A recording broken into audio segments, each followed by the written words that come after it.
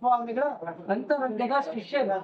ಏನು ರಾಯರ ಸ್ತೋತ್ರ ಇದೆಯಲ್ಲ, ಪೂಜ್ಯಾಯ ರಾಘವೇಂದ್ರಾಯ, ಅದನ್ನ ಸಂಪೂರ್ಣ ಸ್ತೋತ್ರವನ್ನ ಬರೆದವರೇ ಅಪ್ಪಣಾಚಾರ್ಯರು. ಈಗ ಇರೋದು ಮನೆ.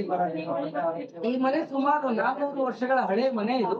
ಆದ್ರೆ 2009ರಲ್ಲಿ ಫ್ಲಡ್ಸ್ ಬಂತಲ್ಲ, ಆಗ ಮನೆಯ ಮುಂಭಾಗ ಸಂಪೂರ್ಣ ಆ ತರ ಡ್ಯಾಮೇಜ್ ಆಗಿದೆ. ರಾಯರ ಭಕ್ತರು ಒಂದ್ ಸ್ವಲ್ಪ ಜನ ಮುಂದೆ ಬಂದು ಮನೆಯ ಜೀರ್ಣೋದ್ಧಾರ ಮಾಡುದು. ಹಿಂದಗಡೆ ರಾಘವೇಂದ್ರ ಸ್ವಾಮಿಗಳು ಸಂಚಾರ ಮಾಡ್ಬೇಕಾದ್ರೆ ಈ ಭಾಗಕ್ಕೆ ಬಂದಾಗ ಅಪ್ಪಣಾಚಾರ್ಯ ಕೇಳ್ಕೊಂತಾರೆ, ನೀವು ಕೆಲವು ದಿವಸ ನಮ್ಮ ಊರಿಗೆ ನೀವು ಬರ್ಬೇಕು ಅಂದಾಗ ಅವರ ಪ್ರಾರ್ಥನೆಗೆ ಇಲ್ಲ ಅಂದಿರ ರಾಘವೇಂದ್ರ ಸ್ವಾಮಿಗಳು ಈ ಮನೆಗೆ ಬಂದು ಮುಂದಿನ 13 ವರ್ಷಗಳ ಕಾಲ ರಾಯರಿದ್ದಂತ ಮನೆ. ಹೊರಗಡೆ ರಂಗೋಲಿ ಹಾಕಿದ್ ನೀವು ನೋಡ್ಕೊಂಡ್ ಬಂದ್ರಲ್ಲ, ಅಲ್ಲಿ ರಾಯರು ವಿಶ್ರಾಂತಿ ತಗೊಂತಾ ಇದ್ದ ಜಾಗ ಅದು. ರಾಯರು ಈ ಮನೆಯಲ್ಲಿ ಇದ್ದಾಗ ನಿತ್ಯ ಪೂಜೆ ಮಾಡಿದ್ರು. ವಯಸ್ಸಲ್ಲಿ ರಾಯರಿಗಿಂತ ಅಪ್ಪಣಾಚಾರ್ಯರ 2 ವರ್ಷ ದೊಡ್ಡವರು. ಆದ್ರೆ ಗುರುಸ್ಥಾನ ದೊಡ್ಡದು ಅಂತ ರಾಘವೇಂದ್ರ ಸ್ವಾಮಿಗಳಿಗೆ ಅಪ್ಪಣಾಚಾರ್ಯರು ಸೇವೆ ಮಾಡ್ತಾ ಇದ್ರು.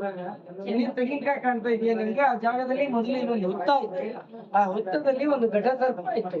ಆ ಸರ್ಪ ನಿತ್ಯ ದೇವ್ರ ಪೂಜೆ ಆದ್ಮೇಲೆ ಹೊರಗೆ ಬರ್ತಾ ಇತ್ತು. ಅಪ್ಪಣಾಚಾರ್ಯರು ಪೂಜೆ ಆದ್ಮೇಲೆ ಒಂದು ತಮ್ಕೆಯಲ್ಲಿ ಹಾಲು ಹೊರಗಡೆ ಇಟ್ರೆ ಆ ಸರ್ಪ ಹೋಗಿ ಹಾಲು ಕುಡಿದು ಮತ್ತೆ ಹುತ್ತಕ್ಕೆ ಬರೋದು. ಇದು ಪ್ರತಿ ದಿವಸ ನಡೀತಾ ಇದ್ದದ್ದು. ಸರಿ, ಅಪ್ಪಣಾಚಾರ್ಯರು ರಾಯರು ಮಾತಾಡ್ತಾ ಇದ್ದಾಗ ಮನೆಯೊಳಗಡೆ ಹುತ್ತ ಮತ್ತೆ ಸರ್ಪ ಇರೋದಷ್ಟು ಒಳ್ಳೇದಲ್ಲ ಅಂತ ಹೇಳಿ ರಾಘವೇಂದ್ರ ಸ್ವಾಮಿಗಳು ಭಗವಂತನಾದ ಕೃಷ್ಣನಿಗೆ ಪ್ರಾರ್ಥನೆ ಮಾಡಿ ಆ ಸರ್ಪಕ್ಕೆ ಶಿಲೆಯಾಗುವಂದಾಗ ಶಿಲೆಯಾಗಿರುವ ಬಿಚ್ಚಾಲೆಯ ನಾಗಪ್ಪ ಹಾವಿನ ಹೆಡೆಯಲ್ಲಿ ಕೃಷ್ಣ ಒಡಮೂಡ್ತಾನೆ. ಹಾಗಾಗಿ ರಾಘವೇಂದ್ರ ಸ್ವಾಮಿಗಳು ಪ್ರತಿಷ್ಠಾಪನೆ. ಇಲ್ಲಿ ಕಾಯಿ ಹಾಕಿರ್ತಾರೆ ಅಂದ್ರೆ ಯಾರಿಗೆ ಏನೇ ಕೆಲಸ ಆಗ್ಬೇಕಾಗಿತ್ತು, ಯಾರಿಗೆ ಮದ್ವೆ ಆಗಿಲ್ಲ, ಮಕ್ಕಳಾಗಿಲ್ಲ, ವಿದ್ಯಾಭ್ಯಾಸ, ಹಣಕಾಸು, ಏನೇ ಸಮಸ್ಯೆಗಳು ಏನೇ ಇದ್ರು ಕಾಯಿ ಸಂಕಲ್ಪ ಮಾಡ್ಕೊಂಡು ಹೋದ್ರೆ 108 ದಿವಸ ಕೆಲಸ ಆಗುತ್ತೆ. ಮುಂದಿನ ಸರಿ ಮಂತ್ರಾಲಯಕ್ಕೆ ಬಂದಾಗ ಇಲ್ಲಿ ಬಂದು ಕೆಲಸ ಆಗಿದೆ ಅಂತ ಹೇಳಿ ದೇವರ ದರ್ಶನ ಮಾಡ್ಕೊಳ್ತಾರೆ. ಇಲ್ಲಿ ಪಂಚಾಮೃತ ಕ್ಷೀರಾಭಿಷೇಕಗಳು ಆಗುತ್ತೆ ಮಂಗಳವಾರ ಮತ್ತೆ ಸೃಷ್ಟಿ.